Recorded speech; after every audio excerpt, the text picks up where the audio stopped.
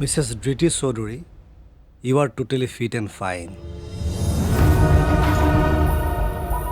তুমি মানাবা নামানা ধৃতি হ'ব এইখন ঘৰৰ সৰু বোৱাৰী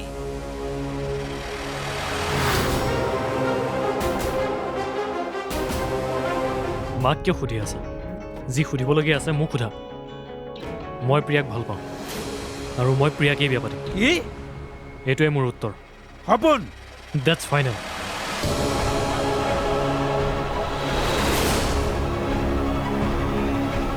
বেয়া নাপাব মই ঠিক ধৰিব পৰা নাই এটা বিশেষ কাৰণত মই আপোনাক ফোন কৰিছোঁ কি মোৰ লগত বিশেষ কথা আছে কিন্তু আগতে মোৰ কথাটো শুনি লওক যাওক বুলি কৈছো নহয় প্ৰীতম আগতে তাৰ কথাটো শুনিতো লোৱা আহক আপুনি ভিতৰলৈকে ধৃতি ৰ'বাচোন প্ৰীতম তেখেতে আমাৰ ঘৰলৈ কি ক'বলৈ আহিছে আগতে জানিতো লোৱা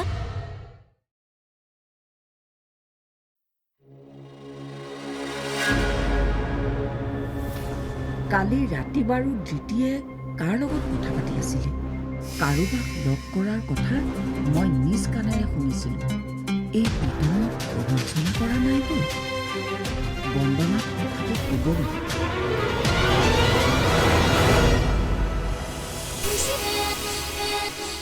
সপোন তুমি মোক সঁচাকৈ ভাল পোৱাতো what Tell me, Hopun, do you really love me or not? What I really want to know the truth, Hopun.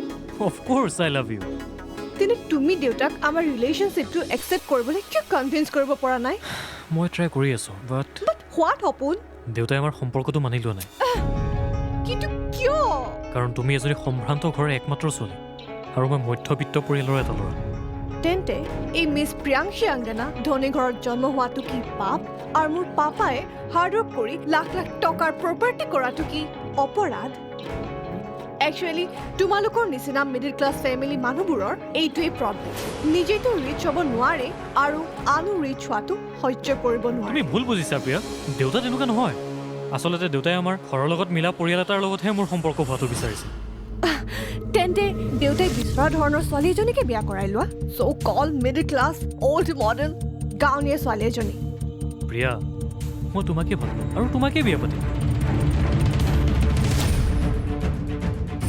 তেন্তে দেউতাৰ এই বাধ্য পুত্ৰজন অবাধ্য হ'ব লাগিব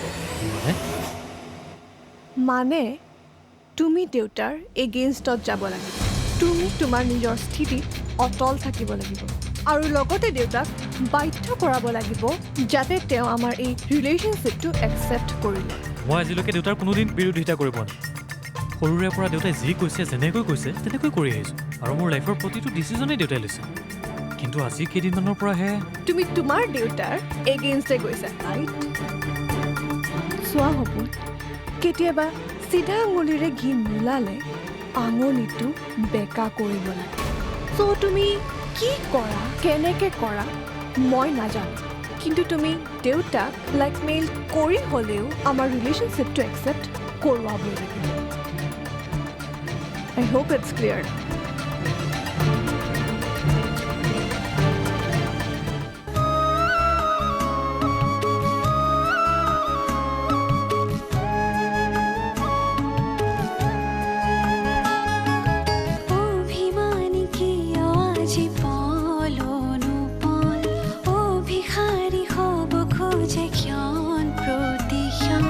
সকলোৰে অকা জীয়া ছবি নিৰাশ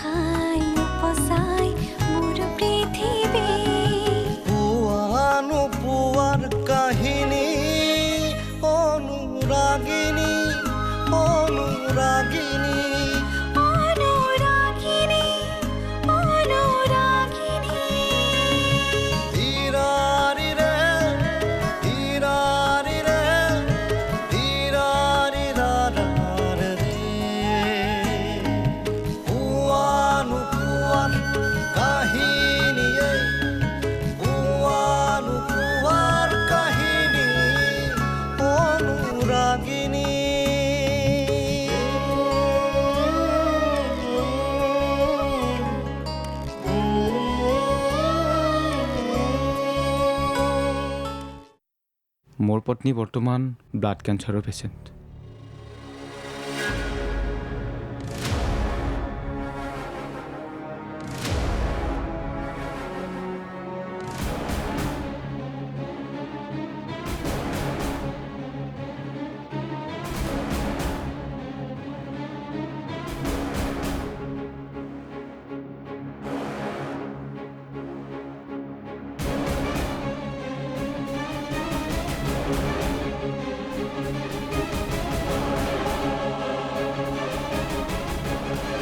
বহাচোন, আজি তুমি নিজেই দেখিলা নহয় সেই ল'ৰাজনৰ লগত তাই কেনেকৈ কথা পাতি আছিলে। বাইদেউ, কালি ৰাতিও মই তাইক কোনোবা এজনৰ লগত কথা পাতি থকা শুনিছিলোঁ। বোধ কৰোঁ সেই ল'ৰাজনেই এইজন। শাহু শহুৰ থকা ঘৰ এখনত ঘৰৰ বোৱাৰী এজনীয়ে এনেকৈ ল'ৰা এজনৰ লগত লেটিপেটি কৰি থাকেনে? তাইৰ কিন্তু সাহসটোও কম নহয় বন্দনা। আমাৰ বিনা অনুমতিত তাই কেনেকৈ অকলশৰে ল'ৰা এজনৰ লগত কথাৰ মহলা মাৰিব পাৰে? মাক দেউতাকে যি সংস্কাৰ দিব ল'ৰা ছোৱালীয়ে সেই সংস্কাৰহে ল'ব। একদম ঠিক কথা কৈছা। মোৰতো মনে কয় তাইৰ যে কেঞ্চাৰ হোৱা নাছিল সেই কথাটো তাই আগৰে পৰাই জানে। মাত্ৰ বেমাৰৰ মিছা অভিনয় কৰি তাই সৌৰভ আৰু শিখাৰ পৰা টকা সৰকালে আকৌ। কি? নাই নাই বাইদেউ, তাই ইমান ডাঙৰ মিছা কথা এটা নকয় নেকি? প্ৰীতমৰ দৰে শিক্ষিত ল'ৰা এটাক তাইৰ মিছা প্ৰেমৰ জালত বন্দী কৰি বিয়া হৈ আহিলে যেতিয়া সেইটোনো কি ডাঙৰ কথা। কিন্তু তুমি তাইক চকু মুদি বিশ্বাস নকৰিবা বন্দনা। তাইৰ কাৰণেই প্ৰীতম আৰু অনুষ্কাৰ বিয়াখন নহ'ল। গতিকে তাইৰ প্ৰতি মোৰ সমূলি সদ্ভাৱ নাই। তাকেই ধৃতি প্ৰীতমৰ জীৱনলৈ নহাহেঁতেন আজি এইখন ঘৰত অনুষ্কা বোৱাৰী হৈ থাকিলেহেঁতেন। নহয়নো আৰু কি? প্ৰীতম আৰু অনুষ্কা সৰুকালৰ বন্ধু বান্ধৱী। সিহঁত দুইটা একেলগে কিমান সুখত থাকিলেহেঁতেন। তাতে তাই উচ্চ শিক্ষিতা, এইদৰেতো আৰু অৰ্ধশিক্ষিতা নহয়। কি কৰিব আৰু, হয়তো অনুষ্কাৰ ভাগ্যতে প্ৰীতম নাছিল। আছিলে, কিন্তু তাইৰ কাৰণেই সম্ভৱ হৈ নুঠিল। কি যে কুসন্ধিক্ষণত প্ৰীতমে তাইক লগ পালে নহয়। ধন টকা পইচাৰ লোভত আমাৰ সেই পানীহেন ল'ৰাটোক তাই হাত কৰি ল'লে। কিন্তু বেচেৰাইতো বুজি পোৱা নাই আচলতে তাইৰ অভিসন্ধিটো কি।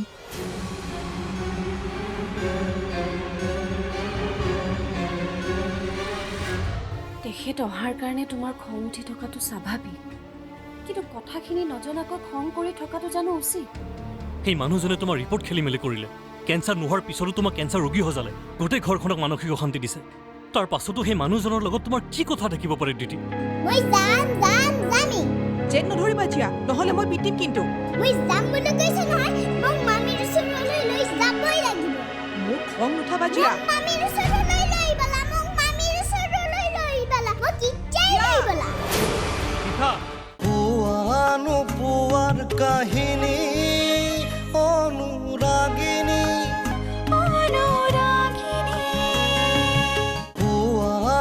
পোৱাৰ কাহিনী অনুৰাগিনী।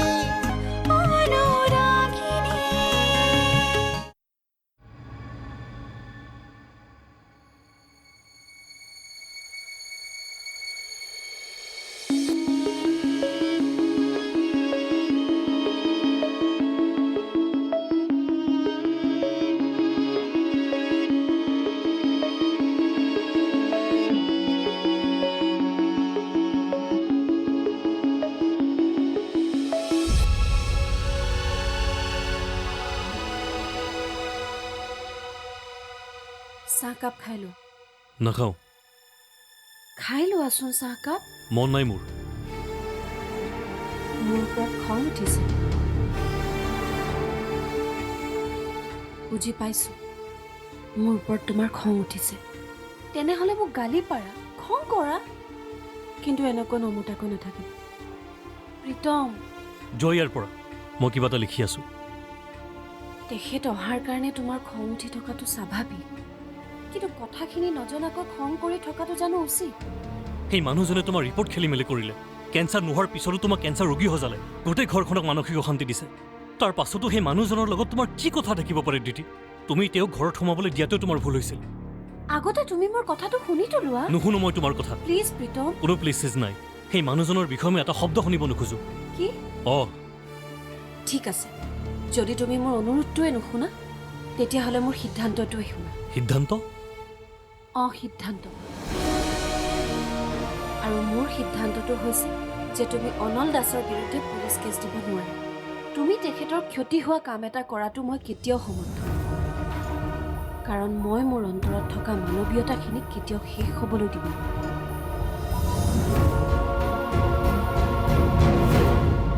আজি আমি মামাৰ ঘৰত যাম, মামীৰ লগত খেলিম, মামীয়ে বনাই দিয়া পাস্তা খাম। কি যে মজা লাগিব ন মা। জিয়া অলপ মনে মনে থাকাচোন। মামীয়ে যে মোক ডান্স শিকাম বুলি কৈছে। আজি মই স্কুল ছুটিৰ পিছত মামীৰ পৰা ডান্স শিকিম। কোনো ডান্স শিকিবৰ দৰকাৰ নাই, কাৰণ আজিৰ পৰা আমি সেইখন ঘৰলৈ কেতিয়াও নাযাওঁ। কিন্তু কিয় মা? এনেই নাই, মই যামেই। জেদ নধৰিবা জিয়া, নহ'লে মই পিটিম কিন্তু। মই যাম বুলি কৈছো নহয়, মোক মামীৰ ওচৰলৈ লৈ যাবই লাগিব। মোক খং নুঠাবা জিয়া। মোক মামীৰ ওচৰলৈ লৈ বলা, মোক মামীৰ ওচৰলৈ লৈ বলা, মোক ইচ্ছাই লৈ বলা। তুমি মোক ভাল পাব পাৰা, মোক পত্নীৰ মৰ্যাদা দিবৰ বাবে গোটেই ঘৰৰ লগত বিৰোধিতাও কৰিব পাৰা। মোৰ বেমাৰ হ'লে মোৰ চিকিৎসাৰ বাবে তুমি সৰ্বস্ব দি দিবও পাৰা। কিন্তু বেলেগ এজনে নিজৰ পত্নীৰ বাবে সেই সামান্যখিনিও কৰিব নোৱাৰে। মানে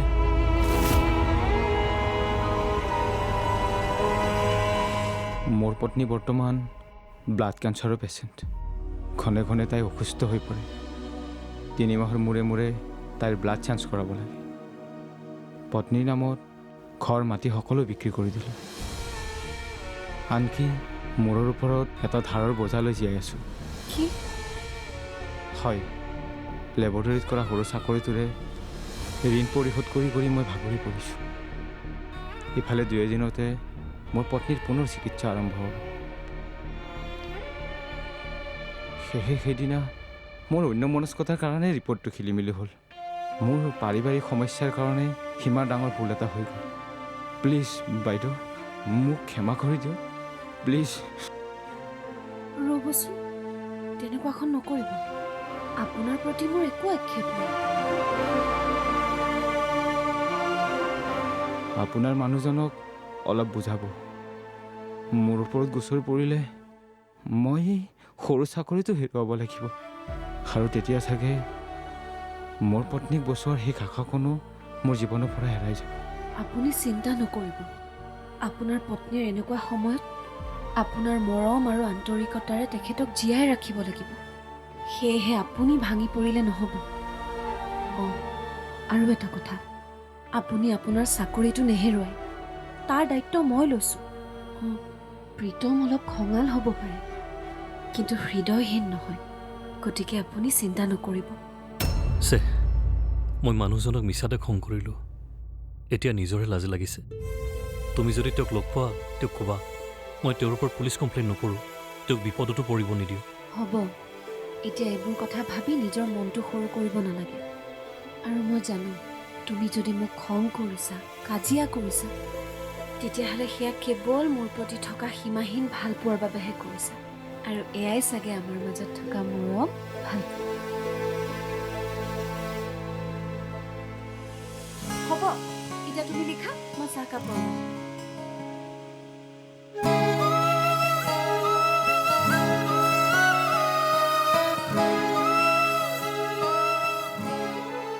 ইয়াৰ ওপৰত যেন বিনা কাৰণত তোমাক আৰু কেতিয়াও হাত উঠোৱা নেদেখোঁ। মই তাইৰ মাক, আৰু এতিয়া সন্তানক মাকে শাসন কৰিব নোৱাৰিব নেকি? শাসন আৰু শাস্তি দুইটা বেলেগ বস্তু শিকা। যাক ময়ে আজিলৈকে টানকৈ কথা এষাৰ কৈ পোৱা নাই। আৰু তুমি তাই একো ভুল নকৰা স্বত্তেও তাইৰ ওপৰত হাত উঠাইছিলা। তাই সৰু ছোৱালী, গতিকে জেদ বা অভিমান কৰিব পাৰে, কিন্তু সেই বুলি মোৰ খং উঠিছিল। হ'ব, আৰু যেন সেই ভুল নহয়। যাক মই নিজতকৈও বেছি ভাল পাওঁ, কাৰণ তাই মোৰ একমাত্ৰ ছোৱালী। দেউতা কওক। ভালে আছা নহয়? হয়, আছোঁ দেউতা। ভাল খবৰ এটা দিবলৈ ফোন কৰিলোঁ। ধৃতি এতিয়া সম্পূৰ্ণৰূপে সুস্থ, বুজিছা? মানে তাই কেঞ্চাৰ হোৱা নাছিল নহয়, ভুলবশতঃহে আনৰ ৰিপৰ্টটো আহিল। কি?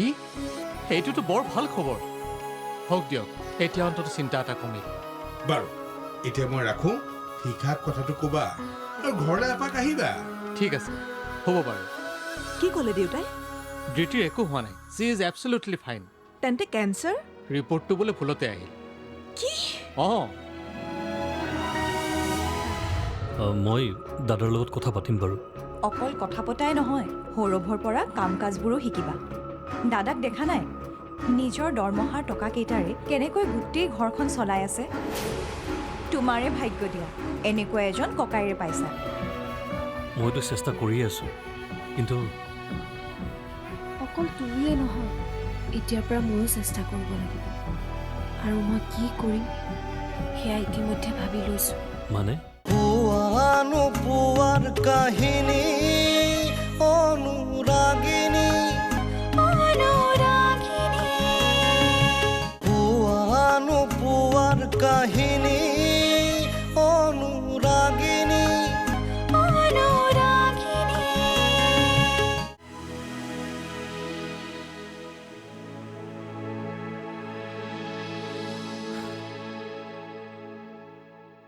আজি বহুদিনৰ মূৰত আৰ্টিকেল এটা লিখিলোঁ বুজিছা। নহ'লে ঘৰুৱা সমস্যাবোৰৰ কাৰণে কলমটো হাতত তুলি ল'বলৈ হৈ পোৱা নাছিল। আৰু এয়া কেৱল তোমাৰ প্ৰেৰণাৰ ফল। প্ৰীতম, বৌ বৌ, তোমালোকৰ ইঞ্চুৰেঞ্চ পলিচিখন আহিলে, এয়া লোৱা। থেংক ইউ বৌ। থেংক ইউ মোক নহয়, সৌৰভক দিবা। সৌৰভেহে জানে এই পইচাখিনি কিমান কষ্টৰে সি চেংচন কৰাইছে, তোমাৰ কাৰণে কিমানক ৰিকুৱেষ্ট কৰিছে। মইতো মাত্ৰ পলিচিটোহে খুলি দিছোঁ। মই দাদাৰ লগত কথা পাতিম বাৰু। অকল কথা পতাই নহয়, সৌৰভৰ পৰা কাম কাজবোৰো শিকিবা। দাদাক দেখা নাই নিজৰ দৰমহাৰ টকাকেইটাৰে কেনেকৈ গোটেই ঘৰখন চলাই আছে। তোমাৰে ভাগ্য দিয়া এনেকুৱা এজন ককাইৰে পাইছা, যিয়ে তোমালোকৰ প্ৰয়োজন আৰু অভাৱবোৰ বিনা দ্বিধাই পূৰণ কৰি থাকে।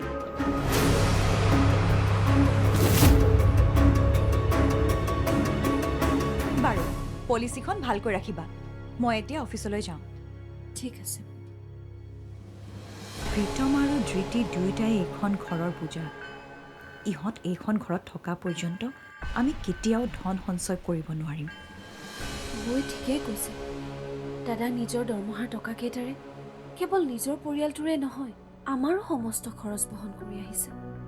গতিকে এতিয়া আমাৰো সময় আহি পৰিল আমিও পৰিয়ালটোৰ কাৰণে কিবা এটা কৰাৰ। মইতো চেষ্টা কৰি আছোঁ, কিন্তু অকল তুমিয়ে নহয়, এতিয়াৰ পৰা ময়ো চেষ্টা কৰিব লাগিব।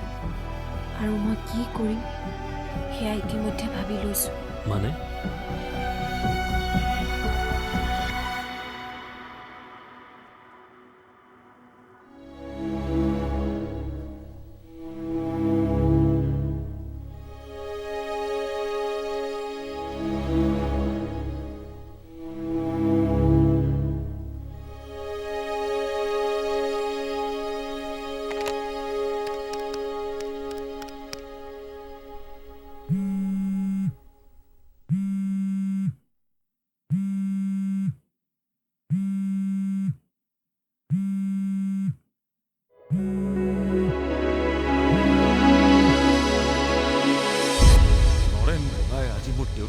এই অপমানৰ কথা মই কেতিয়াও পাহৰিব নোৱাৰো। আজি আমাৰ দেউতাক ধৃতিৰ দেউতাকে অপমান কৰিলে। গতিকে ধৃতি যদি এইখন ঘৰৰ বোৱাৰী হৈ থাকিব বিচাৰে, তেন্তে তাই দেউতাকৰ ঘৰখনৰ সৈতে থকা সম্পৰ্ক